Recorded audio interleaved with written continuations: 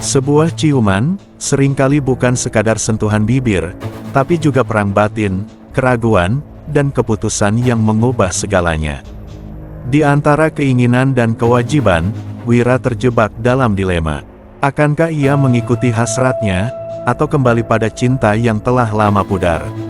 Sebelum kita lanjut, pastikan kalian sudah subscribe dan aktifkan lonceng notifikasi, karena kisah ini akan membawa kalian ke dalam konflik yang penuh gairah dan ketegangan.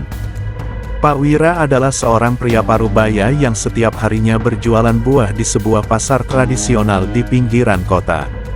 Kehidupan Wira tampak sederhana di mata orang-orang, tapi di dalam dirinya, ada badai yang tak pernah reda. Di balik keramaian pasar, di mana suara tawar-menawar menggema, Wira selalu merasa ada sesuatu yang kosong di hatinya. Ia hidup dengan Sinta, istrinya, yang telah menemaninya selama hampir 25 tahun. Pernikahan mereka dulu dipenuhi dengan cinta dan impian sederhana, menjalani hidup bersama, membesarkan anak, dan menua dengan bahagia.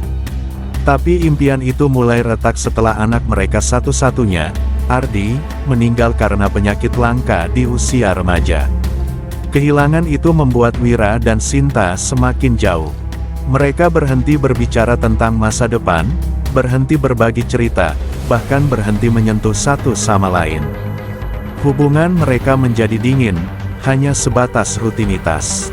Malam-malam Wira terasa panjang, ia sering terjaga di kasur kecil di ruang tamu, merenungi betapa hidupnya kini hanya seperti bayangan dari apa yang dulu ia miliki. Lalu datanglah Dira, seorang janda muda yang membuka kios di dekat lapak buah Wira. Dira menjual kue-kue tradisional yang selalu habis sebelum siang. Ia sering mampir ke lapak Wira untuk membeli buah-buahan segar, yang katanya digunakan untuk membuat jus sebagai pelengkap dagangannya. Pak Wira, sapa Dira suatu pagi, sambil tersenyum manis. Mangganya manis, ya, kayak biasanya. Wira tersenyum, sedikit kikuk. Manis, Bu Dira, kalau nggak manis, kembalikan saja ke saya. Obrolan ringan itu perlahan menjadi rutinitas. Awalnya, hanya basa-basi sederhana tentang buah atau dagangan di pasar. Tapi semakin sering mereka berbicara, Wira mulai merasa ada sesuatu yang berbeda. Dira adalah wanita yang ceria, penuh semangat, dan selalu tampak tulus dalam setiap ucapannya. Ia sering bertanya tentang kehidupan Wira, sesuatu yang sudah lama tak dilakukan oleh Sinta. Satu malam, ketika pasar sudah sepi, Dira menghampiri Wira di lapaknya. Ia membawa 2 cangkir kopi dan duduk di sampingnya. Pak Wira, kok saya sering lihat Bapak melamun? Ada yang berat? Ya, di pikiran. Tanya Dira pelan. Wira terdiam. Ia ingin menjawab, tapi lidahnya keluh. Rasanya aneh, ada seseorang yang benar-benar ingin tahu apa yang ia rasakan. Akhirnya, setelah beberapa saat, ia menghela napas panjang dan mulai bercerita. Tentang Ardi, tentang rasa bersalahnya karena merasa gagal sebagai ayah, dan tentang hubungan dinginnya dengan Sinta. Malam itu menjadi awal dari sesuatu yang Wira tak pernah duga. Ia mulai merasa nyaman dengan Dira, lebih dari yang seharusnya. Mereka sering berbagi cerita di malam-malam sepi, ketika pasar mulai sunyi. Dira, yang juga merasa kesepian sejak ditinggal mati oleh suaminya, menemukan pelipur lara dalam sosok Wira. Pada suatu malam yang diguyur hujan deras, Dira mengundang Wira untuk berteduh di kiosnya. Kios itu kecil, hanya cukup untuk menyimpan dagangan dan beberapa barang pribadi. Di sana, di bawah cahaya temaram sebuah lampu gantung, Wira melihat sisi lain dari Dira, seorang wanita yang rapuh tapi penuh cinta. Pak Wira, kata Dira sambil menatapnya. Kadang saya iri sama Bapak. Punya seseorang di rumah, walaupun mungkin keadaannya nggak selalu baik. Wira merasa dadanya sesak. Tapi apa gunanya punya seseorang kalau kami sudah berhenti saling melihat? Rasanya saya seperti hidup sendirian. Percakapan itu berakhir dalam keheningan yang panjang. Tapi keheningan itu berbicara lebih banyak daripada kata-kata. Perlahan, tanpa mereka sadari, jarak di antara mereka semakin menipis. Dira mendekat, dan tangan Wira, yang gemetar, menyentuh pipi wanita itu. "Pak Wira," bisik Dira, suaranya penuh keraguan tapi juga keinginan. Saat itu, Wira tahu apa yang sedang terjadi adalah sesuatu yang salah. Tapi untuk pertama kalinya dalam bertahun-tahun, ia merasa diinginkan, dihargai, dan dilihat. Ciuman pertama mereka terjadi di tengah hujan yang mengguyur atap kios, di antara gemuruh petir yang seolah menyuarakan dosa yang mereka perbuat. Setelahnya, Wira merasa tercabik-cabik. Hatinya penuh dengan rasa bersalah terhadap Sinta, tapi ia juga tak bisa mengingkari bahwa bersama Dira, ia menemukan kembali bagian dirinya yang telah lama hilang. Hubungan mereka berlanjut, sembunyi-sembunyi. Setiap pertemuan dengan Dira membuat Wira merasa lebih hidup, tapi setiap kali ia pulang ke rumah dan melihat Sinta duduk diam di ruang makan, rasa bersalah itu menghantamnya seperti gelombang pasang. Hari-hari Wira terasa seperti tarikan tali yang semakin kencang. Setiap pagi, ia bangun dengan rasa bersalah yang menghantuinya, tetapi pikirannya selalu kembali pada Dira, wanita yang memberinya kehangatan yang tak lagi ia rasakan di rumah. Ia sadar bahwa ia tengah berjalan di atas bara api, tetapi setiap pertemuan dengan Dira seperti menumpulkan logikanya. Dira juga tak luput dari konflik batin. Ia tahu Wira adalah pria beristri, tetapi kehadiran Wira di hidupnya seperti angin segar yang sulit ia lepaskan. Malam-malam mereka bersama di kios kecil Dira semakin sering, terkadang dihabiskan dengan berbagi cerita, terkadang dalam keintiman yang membuat Dira merasa lebih hidup. Namun, setelah semua itu usai, selalu ada rasa hampa dan gelisah yang tak dapat ia abaikan. Sinta mulai menyadari ada yang berbeda pada Wira. Pria itu semakin sering pulang larut malam, lebih banyak diam, dan kadang-kadang menghindari tatapannya. Sinta tahu hubungan mereka sudah lama tidak harmonis, tetapi ini terasa seperti sesuatu yang baru. Suatu malam, ketika Wira baru saja pulang dari kios Dira, Sinta menunggu di ruang tamu. Ia duduk di kursi kayu yang sering digunakan Wira untuk melamun, wajahnya dingin tetapi matanya tajam, seperti menusuk langsung ke hati Wira. "Kamu dari mana, Wira?" tanya Sinta, nadanya datar tetapi penuh tekanan. Wira tertegun. "Dari pasar, seperti biasa," jawabnya pendek. "Hampir tengah malam, tapi kamu bilang cuma dari pasar." Sinta menyandarkan tubuhnya ke kursi, tangannya terlipat di depan dada. "Aku nggak buta, Wira. Aku tahu ada sesuatu." Saat itu, Wira ingin menyangkal. Ia ingin berbohong seperti yang selama ini ia lakukan, tetapi kelelahan dan rasa bersalahnya sudah menumpuk terlalu lama. Ia hanya bisa menunduk, menghindari tatapan istrinya. Sinta berdiri. Suaranya mulai gemetar, campuran antara amarah dan kesedihan. "Apa aku harus tanya lagi? Atau kamu mau terus diam? Apa kamu sudah nggak peduli sama aku?" "Aku," Wira mencoba berkata-kata, tetapi tak ada kalimat yang keluar. Ia merasa seperti seorang kriminal yang tertangkap basah. "Aku tahu," potong Sinta. "Aku tahu kamu selingkuh, Wira. Aku tahu dari caramu melihat aku, dari caramu menyentuh aku yang makin jarang." Air mata mulai mengalir di pipinya. "Tapi aku nggak tahu kenapa aku masih berharap kamu bisa kembali ke aku." Wira merasa dadanya sesak. Ia ingin berbicara, ingin meminta maaf, tetapi semua kata-kata terasa tak cukup. Pada akhirnya, Sinta pergi ke kamar tanpa menunggu penjelasan darinya. Suara pintu yang tertutup keras meninggalkan gema yang menusuk hati Wira. Keesokan harinya, Wira menemui Dira di kiosnya. Ia terlihat lebih murung dari biasanya, dan Dira langsung menyadari ada sesuatu yang salah. "Kamu kenapa, Pak Wira?"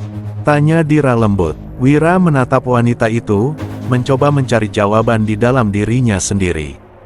Setelah beberapa saat, ia akhirnya berkata, "Sinta tahu." Wajah Dira berubah pucat. "Apa yang dia bilang?" Wira menghela napas panjang. "Dia nggak bilang banyak, tapi aku tahu dia tahu." "Aku nggak tahu harus gimana, Dira." Dira menggenggam tangan Wira. "Aku nggak mau kamu ninggalin aku, Pak Wira," katanya dengan suara bergetar. "Aku tahu ini salah, aku tahu kita nggak seharusnya seperti ini, tapi aku nggak bisa kehilangan kamu." Wira menarik tangannya perlahan, rasa bersalah semakin mencengkram hatinya. "Aku nggak tahu apa yang aku lakukan, Dira. Aku mencintai kamu, tapi aku juga nggak bisa lari dari tanggung jawabku ke Sinta." Percakapan itu menggantung di udara, meninggalkan keduanya dalam keheningan yang penuh dengan rasa sakit. Beberapa hari kemudian, Wira memutuskan untuk berbicara dengan Sinta. Ia tahu ini bukan hal yang mudah, tetapi ia tak bisa terus hidup dalam kebohongan. Malam itu, ia menunggu Sinta di ruang tamu. Ketika istrinya keluar dari kamar, Wira segera memulai pembicaraan. "Sinta," katanya pelan, tetapi cukup tegas, "aku mau minta maaf." Sinta menatapnya dingin. "Maaf? Maaf untuk apa, Wira?" "Untuk semuanya," jawab Wira. "Untuk semua yang aku lakukan yang menyakitimu. Aku nggak bisa terus hidup seperti ini." "Aku juga nggak bisa," balas Sinta dengan nada yang lebih tinggi. "Aku nggak tahu apa yang lebih menyakitkan, kehilangan Ardi atau kehilangan kamu, Wira." Pernyataan itu menghantam Wira seperti pukulan. Ia menyadari bahwa selama ini, ia terlalu sibuk dengan rasa bersalahnya sendiri sehingga ia lupa bahwa Sinta juga terluka. "Aku nggak tahu harus gimana," kata Wira akhirnya.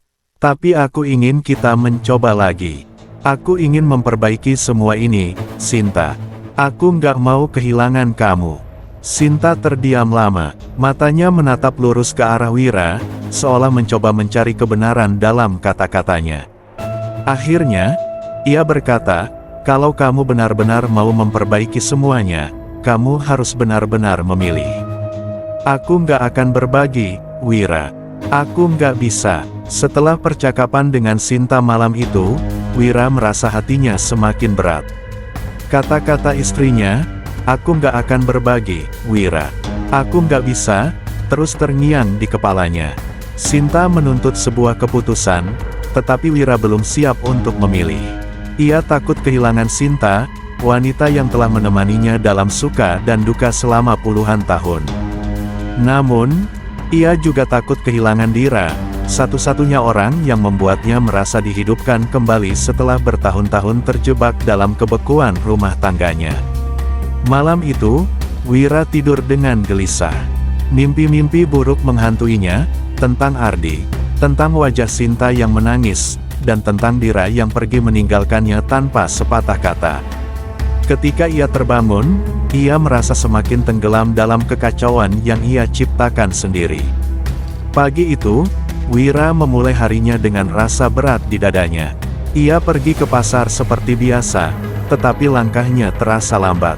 Ketika sampai di lapaknya, ia menemukan Dira sudah berdiri di sana, menunggunya dengan senyum kecil yang perlahan memudar ketika melihat ekspresi Wira. "Kamu nggak kelihatan baik, Pak Wira," kata Dira. "Aku nggak apa-apa," jawab Wira singkat, sambil menata buah-buah di lapaknya. Dira mendekat, suaranya pelan tetapi tegas. "Kamu nggak kelihatan seperti orang yang nggak apa-apa. Kamu nggak bisa terus seperti ini, Pak Wira. Kita nggak bisa terus seperti ini." Wira berhenti sejenak. Ia menatap Dira, dan untuk pertama kalinya ia melihat rasa sakit yang nyata di mata wanita itu. "Aku tahu," jawab Wira akhirnya. "Tapi aku nggak tahu harus gimana." "Kamu harus memilih," kata Dira, suaranya sedikit bergetar. "Aku nggak bisa terus jadi bayangan dalam hidup kamu, Pak Wira. Aku mencintai kamu, tapi aku juga punya batas. Aku nggak mau jadi alasan kamu menghancurkan rumah tangga kamu." Kata-kata Dira itu menusuk Wira. Ia tahu Dira benar, tetapi mendengarnya langsung membuat rasa bersalahnya semakin berat. Saat Wira pulang malam itu, ia menemukan Sinta duduk di ruang makan, menatap kosong ke dinding. Ada secangkir teh di depannya, tetapi ia bahkan tidak menyentuhnya. Wira mendekat, duduk di kursi di seberang Sinta. Ia ingin berbicara, tetapi Sinta lebih dulu membuka suara. Aku capek, Wira, katanya pelan, tanpa menatapnya. Aku capek pura-pura nggak tahu. Aku capek berharap. Sinta? Wira mencoba berbicara, tetapi Sinta mengangkat tangannya, meminta Wira untuk berhenti. Aku cuma mau tahu satu hal, katanya, akhirnya menatap Wira dengan mata yang penuh luka. Kamu masih cinta sama aku? Pertanyaan itu menghantam Wira seperti pukulan di dada. Ia tahu jawabannya, tetapi mengatakan itu terasa seperti sebuah kejahatan. Setelah beberapa detik yang terasa seperti selamanya, ia akhirnya berkata, "Aku masih cinta sama kamu, Sinta. Tapi aku juga tersesat." Air mata mengalir di pipi Sinta, tetapi ia tidak mengatakan apa-apa lagi. Ia hanya berdiri, berjalan ke kamarnya, dan meninggalkan Wira sendirian dengan pikirannya. Beberapa hari kemudian, Wira memutuskan untuk menemui Dira di luar pasar. Ia merasa perlu berbicara dengan wanita itu tanpa gangguan, tanpa suasana pasar yang penuh kebisingan. Ia menunggu di depan kios Dira hingga pasar mulai sepi, dan ketika Dira selesai merapikan dagangannya, Wira mengajaknya berbicara di tempat yang lebih tenang. Mereka duduk di bangku kayu di dekat sungai kecil yang mengalir di belakang pasar. Angin malam berhembus lembut, tetapi suasana di antara mereka terasa berat. Aku nggak bisa terus seperti ini, Dira, kata Wira, akhirnya memulai pembicaraan. Dira menatapnya dengan mata yang berkaca-kaca. Aku tahu, katanya pelan. Aku tahu kamu akan bilang itu. Aku nggak mau nyakitin kamu lebih jauh, lanjut Wira. Aku nggak mau kamu merasa seperti orang kedua. Kamu lebih dari itu, Dira. Kamu wanita yang luar biasa, dan aku nggak pantas untuk kamu. Dira tertawa kecil, tetapi ada kepedihan dalam tawanya. Jadi, ini akhirnya, tanyanya. Wira mengangguk, meskipun hatinya terasa berat. Aku harus mencoba memperbaiki semuanya dengan Sinta. Aku nggak bisa terus hidup dalam kebohongan ini. Dira menunduk, menahan tangisnya. Ia tahu ini adalah keputusan yang benar, tetapi itu tidak membuatnya lebih mudah untuk diterima. Setelah beberapa saat, ia berkata, "Aku berharap kamu bahagia, Pak Wira. Aku benar-benar berharap begitu." Malam itu, Wira pulang dengan perasaan campur aduk. Ia merasa seperti telah melakukan hal yang benar, tetapi rasa sakit kehilangan Dira tetap menghantui hatinya. Di rumah, Wira mencoba untuk memulai kembali hubungannya dengan Sinta. Ia tahu perjalanan ini tidak akan mudah, tetapi ia bertekad untuk memperbaiki apa yang telah rusak. Ia mulai lebih banyak berbicara dengan Sinta, mendengarkan ceritanya, dan mencoba membangun kembali kepercayaan yang telah hilang. Sinta, meskipun masih terluka, perlahan mulai membuka diri. Mereka berbicara tentang masa lalu, tentang Ardi, dan tentang kesalahan mereka masing-masing. Perlahan, mereka mulai menemukan kembali cinta yang dulu pernah mereka miliki. Namun, bayangan Dira tetap menghantui Wira. Ia sering teringat senyuman wanita itu, tawa lembutnya, dan bagaimana ia membuatnya merasa hidup kembali. Tetapi Wira tahu, untuk melangkah maju, ia harus melepaskan masa lalu dan menghadapi apa yang ada di depan.